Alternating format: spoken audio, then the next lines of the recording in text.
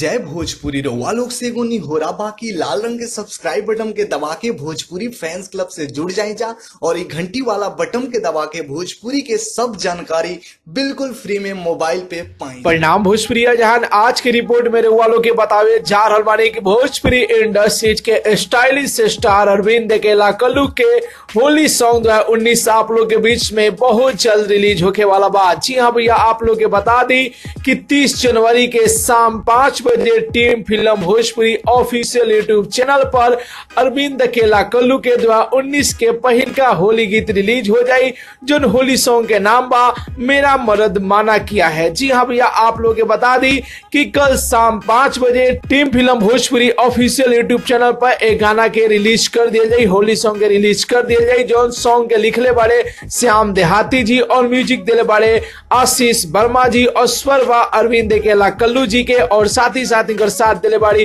अंतरा सिंह प्रियंका जी। जी हाँ भैया, तो कल आप लोग के शाम 5 बजे अरविंद अकेला कल्लू के होली 2019 के पहिलका गाना आप लोग के बीच में कल शाम 5 बजे रिलीज हो जाए, जो गाना के नाम बा मेरा मर्द माना किया है। टाइटल बहुत बढ़िया बा, एल्बम के नाम बहुत ही अच्छा बा,